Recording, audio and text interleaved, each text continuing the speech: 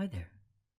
Welcome to another episode of Let's Shop, a show where I, Hamilton Klein, am going to walk you through the idea of Photoshop. Today we're going to talk about something that's been available in Photoshop since it became CC, I think. I don't know. It's been in there a while, but I'm always surprised at how many people don't use it. In fact, I think it's one of the reasons that a number of people are using the Sketch program that's only available on Macs. But this is something that's been available in Photoshop for a while. And of course, I'm talking about File, Generate Assets. Let's talk about this right now. I've got a new document right here. In fact, I'll make another one. I'll make another one right here. Look at that, new document. Hooray! Let's just close that other one. There we go. This is a new document. Okay, now what I'm going to do is I'm going to save this somewhere. Let's go ahead and save this right, where should I save this? How about on the desktop? I'm going to call this, some file. That sounds good, doesn't it? Yeah, it does. Saving files is great. Now, you guys, what I'm going to do is I'm going to make myself a new group down here in the lower right-hand panel of this. I'm going to make a new group. Doesn't that sound great? Yeah, it does. I've got a new group right here, and I'm going to make a shape inside of it. I'm going to make a shape that looks something like a design on a website, like a header. There we go. Nice little header right there. Look at that, it's inside of my group. I'm going to go ahead and name this group by double-clicking on the name of the group. I'm going to call this header. There we go. You know what? While we're talking about generate assets, let's call this header.png. You might be thinking to yourself, no, why would you do that, Hamilton? And I'll tell you why I'm going to do that, because it seems like a good idea. Okay, you guys, inside of this group, let's make another group. Oh no, it didn't go inside of the group. Let's put it inside of the group by dragging it in there. There we go. We got a new group right here. You guys, I'm going to go ahead and I'm going to name this logo.png. You might be thinking to yourself, no, Hamilton, no, don't do that. I did it. It happened. Get over it. I'm going to make a circle, you guys.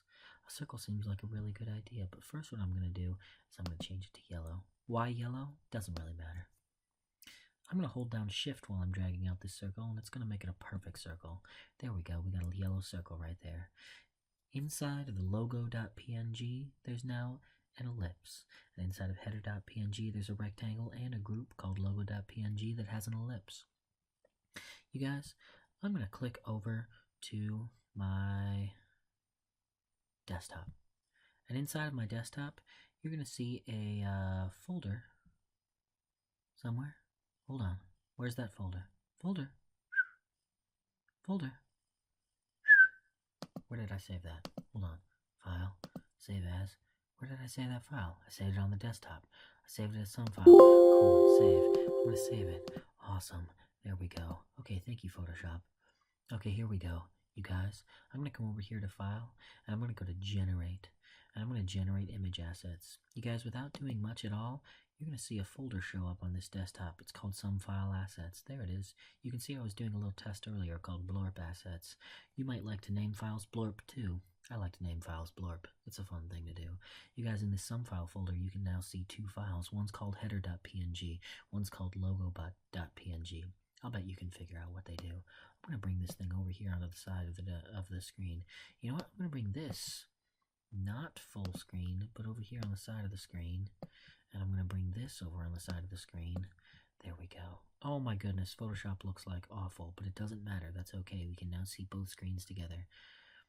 You guys, now, what I really want to do, why didn't that change too? Oh, you're annoying. There we go. There we go, you guys. All right, now, you guys, I'm now generating assets. What you're going to see here is that without ever having to do anything like click a button or anything, I have this ellipse selected. I'm going to select that ellipse and I'm going to change its fill color to green. And as soon as I change that fill color to green, you're going to see that both of the header.png and the logo.png update. Look at that. I didn't touch anything.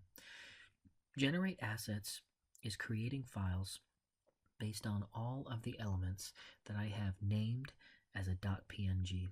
But you don't have to stop there. Here, I'll take this red rectangle and I'm going to save it as header square, header rect.jpg. Save it as header rect.jpg, and now that square, by being named with a file name, actually is being saved out as well. Any folder or layer that you name with a file extension that is an image extension will save out automatically. But even better than that, you guys, I don't even have to save it as ping. For instance, this logo.ping, I'm going to save it as .svg. Save it as .svg, and now it's being loaded as an SVG file. If I were to load up this file right now, you would see that it would load up as an SVG file. If I view the source on this file, you can see that right here, it is an SVG file being saved out automatically. And what's great is that because this is a folder, if I put another shape inside of there, let's say a couple of yellow shapes, anytime I do that, the logo.svg is automatically being updated into a new SVG file, but the header.png is also being updated. The header.rect isn't being updated because it's not changing, it is simply the shape layer. But everything else that gets updated, I don't have to save anything, I don't have to do anything. It's worth mentioning that I do have to save the file once with a name somewhere so that a folder of file assets can be created. But at that point, all you have to do is make changes, and those changes will automatically be saved out to asset files. And this makes it really easy to start designing for web design. You can create all of the assets that your web developers are going to need, and Photoshop will automatically output the SVGs, the pings, and the JPEGs that your developers require from your Photoshop designs. Doesn't that sound fantastic? I sure think it does. This has been another episode of Let's Shop with Hamilton Klein. I hope you'll join me for another one. I sure hope I'm going to make more. I probably won't be as relaxed in the next one, but it's 1:30 in the morning right now, and I was just doing karaoke, so my voice is a little shot. Thanks for joining me. If you like this video, I certainly hope I'm going to make more. I know that I say that every year. In fact, I think every year I've made a video that says, I'm going to make more videos. But you guys, I just bought a Surface Pro, and I think I'm going to make more videos. So if you'll join me, I'll keep doing them. Thanks, you guys. See you in the next one.